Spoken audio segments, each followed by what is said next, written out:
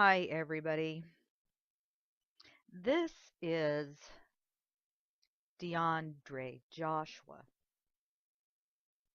He was found dead in his car on Tuesday morning. And some are speculating that this 20-year-old may have been the victim of a retribution killing for testifying in front of the grand jury in the Michael Brown shooting case. He was found inside a parked car near Ferguson's Canfield Green Apartments around 9 o'clock in the morning on Tuesday, just 2 blocks from where Brown was gunned down by Officer Darren Wilson. According to one resident, 4 individuals were overheard discussing plans to kill somebody on Monday night. And the New York Daily News reports that Joshua's family is positive his death is tied to the demonstrations over a grand jury's decision not to indict Michael Brown's killer. He is described as a good kid. He wasn't into drugs. He had a steady job. He worked at the Walmart. I do not know if it is the one that was set on fire or not.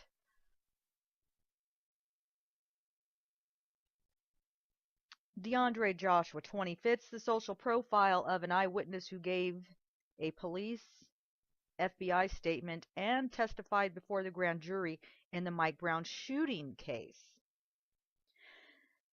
This is written by the conservative Treehouse blog.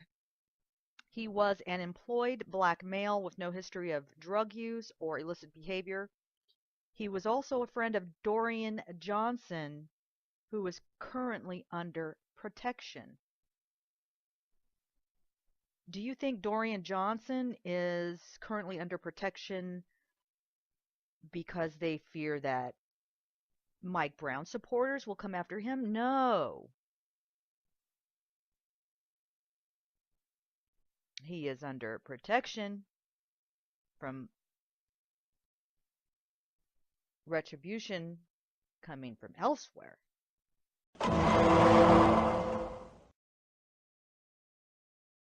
A Facebook post by Johnson, who was with Michael Brown at the time of the shooting, appears to confirm that these two knew each other.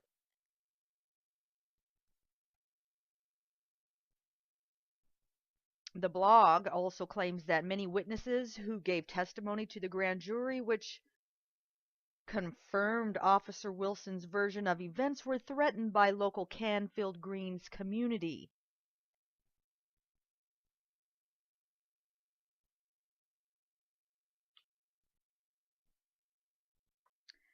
While officials would not say if Joshua was in fact a witness to the shooting death of Michael Brown, nor if he actually provided testimony to the grand jury, his murder does point to a retribution type of killing. Now, also in a separate incident linked to unrest in Ferguson, 2 FBI agents were shot after they responded to a situation where a person had barricaded himself inside a home there in Ferguson. They're painting this as this young man here might have been murdered in a retribution killing by Mike Brown supporters. And really, I don't think that that is the case. I don't think that is the case at all. This young man was probably not murdered by any Mike Brown supporters. I'm going out on a limb saying this.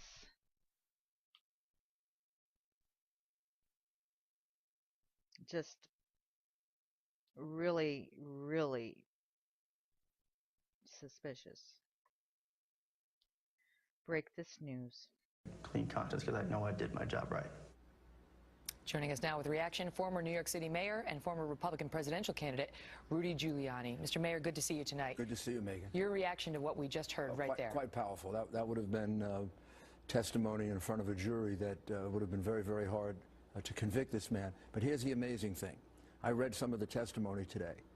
If you look at witness number 10, not identified by name or by race, but I'm pretty sure an African American from the discussion, he corroborates every single thing that that officer just said, including the fact that no one put their hands up. In fact, he came forward because he was angry and offended that people were lying about the fact that he was shot in the back and that Brown had put his hands up. Wow, that's amazing. And he describes exactly the same thing, the reaching in, the shooting, the fact that the police officer got out of the car. The police officer yelled to Brown. Brown, instead of stopping, ran toward him. The police officer shot him 2 or 3 times. When Brown stopped, the police officer stopped shooting.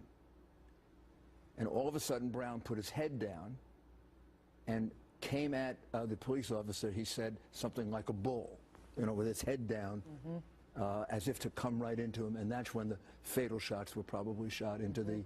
And he came forward because he was so offended by the lies that were being told. You remember, there were 4 witnesses who said that Brown was shot in the back. Not true. Which are total lies. If that's in front of the... One said that the officer was standing over him, shooting him.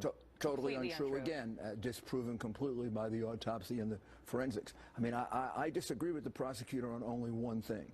I would prosecute all those people for perjury. Wow, really? Well, I mean, to testify falsely in a case in which you can put a man in jail for the rest of his life is an extremely serious But you know crime. how unreliable eyewitness testimony is. I mean, I think his belief, according to him, is it's just unreliable. And so these people may believe they saw what they didn't see. It's not unreliable.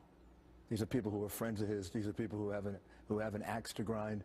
It's not unreliable that you think you saw hands go up when, in fact, his hands were down all the time. So will it make any difference? Will his on-camera testimonial and the fact that he is backed up not by one but by several African-American witnesses? I mean, I want the viewers to know that, because we are told by some that this is all about race. And African-American witnesses came forward to say it is not the way folks are telling you. It is the way the officer, it is the way the white officer is telling you. Seven witnesses corroborate his testimony. 3 of them corroborate it completely. The others corroborate portions of it. So does it make a difference? I mean, they're still on the streets.